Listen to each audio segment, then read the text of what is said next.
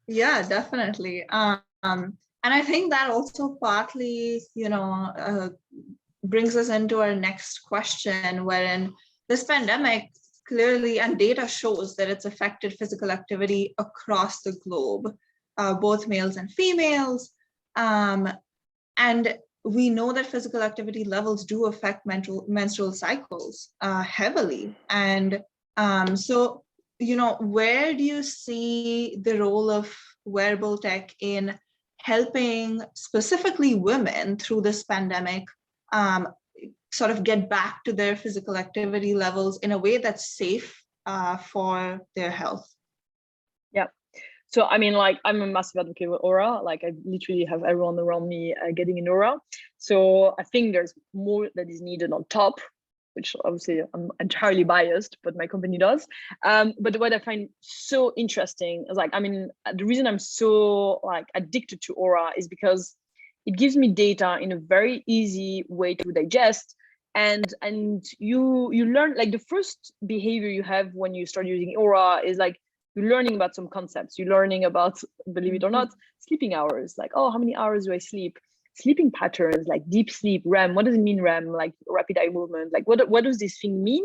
And what does it mean to have a good night's sleep? So that's often like the very first thing I hear from people. And then resting heart rate. And then you see that you drink alcohol and it goes off the roof. So what is really interesting, and you start seeing, like, observing and understanding the correlation between certain behaviors and your recovery.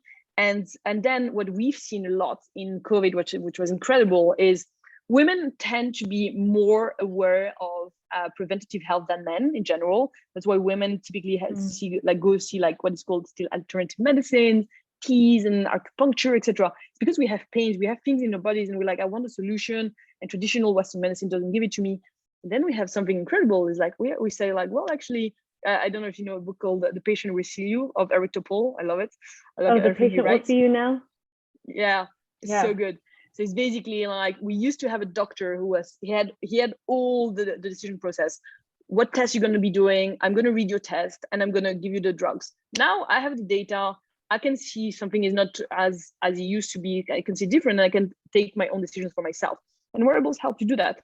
And as COVID hit, we've seen a big movement of not only women are more aware of preventative health than men in general, but we've seen these massive movements saying, like, actually, it's not later, it's now. So now I want to be like really honed down on having a healthy body, being at the top of my health. Women who had the jab or not the jab, some women who like want to get pregnant, they were like, I don't want to get a jab, but I'm going to be like the top of my health, because the jab is it's obviously like, I mean, this is not a political topic, but like, I am for the jab, whether like it doesn't matter whether I am or not, but it doesn't matter whether you are or not. The very first thing you should do when there's a pandemic is be healthy. And so understanding if you have a low resting heart rate, a high heart rate variability, if you're sleeping well, if your body has like low toxins, low inflammations, low stresses, it's great. You are like well prepared. And I think that's why wearables is so interesting, because you actually have a number. It's not just a feeling, it's a number. And that's why I love it. Amen. +1. I definitely agree with all of that. I think if you had to centralize that around a theme, it's like the way that they can help women, wearables is it's a tool for answering questions about your health. And if you start to then experiment with activity and movement, maybe you come to see that it's not just going for a run that's part of being healthy. It's all the housework that you're doing, all of the walking that you're doing. Maybe you have a ceramics hobby, and that movement is what gets your blood flowing and what helps you meet, your goal for the day. So I think starting to expand the definition of what is activity and what is movement, so that it's not just, a lot of people, running's the only physical activity that they knew, from PE, run a mile by a certain time. And now we're kind of expanding the world of, try Zumba. How about kickboxing? Maybe gardening, maybe mowing the lawn, maybe these things that you have to naturally do are part of having a healthy movement system throughout the day. So just tools that help you kind of experiment and figure out, maybe movement does make me feel better, and therefore I'm going to incorporate it into my day in this way or not. I'd love to see people being like, I throw pots for 2 hours a day, and that's what gets me up and going and healthy. Yeah, I think that's a really important sentiment, because I think people can be really intimidated by movement, and that's like, again, why they don't do it. And I'm so, intimidated by Helene's movement. Helene Yeah. does some pretty incredible and ice badass, swimming, you never. know, things, but it's all about the Yeah. experimentation. Yeah. So kind of, again, busting those myths around, you have to do this in order to be healthy.